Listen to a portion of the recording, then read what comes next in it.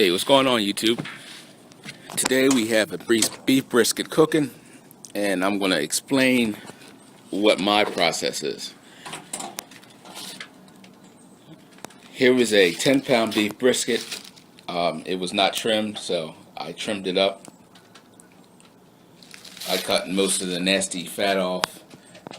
There is nasty fat in here that doesn't render. I cut that out. And I trimmed it up nice and neat. There's about a 1/4 inch fat cap on the top up here. That will help keep the meat moist during the cooking process. And this piece right here, it was on the back right here. I cut that off. That was called the point. So if you go to your barbecue restaurants, they'll ask you if you want lean or fatty. And that's the fatty part right there. You can't see it, but it's really marbled in there. That piece was on the front right here, where I just took it off, make it look nice and neat, pretty much a square. And if you saw the other video about the rub, the barbecue rub, same rub I use. And you see I didn't saturate the meat. I just put it on there, sprinkled it on there to where it just gives it a nice light coating.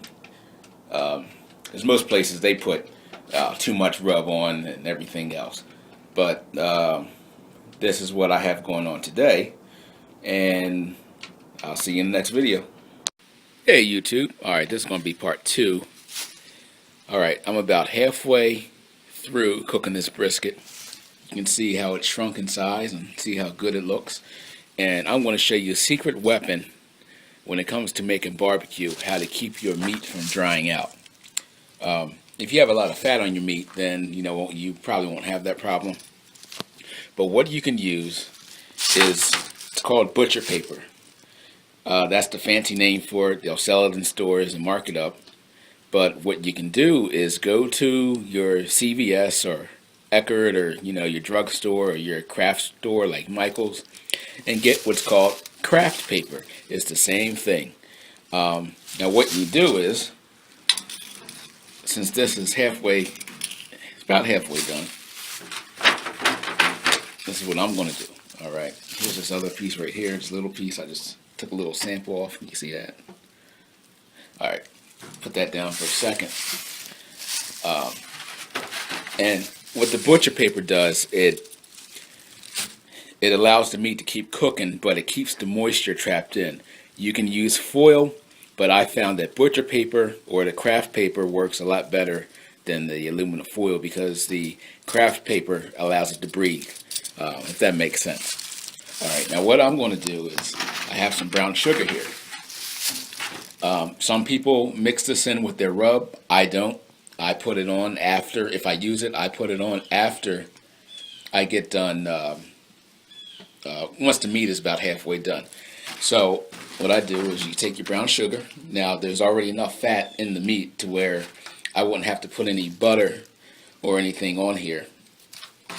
But I'll take the brown sugar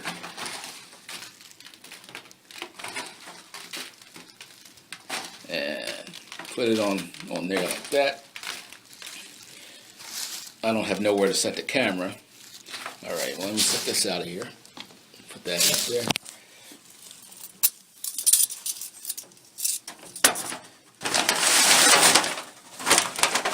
Turn this guy around. And what we're going to do is, what's going to happen is, as the molasses and the brown sugar heats up, it will melt and liquefy. So it will run all down, and then it will run down the meat, and then it will get under the meat.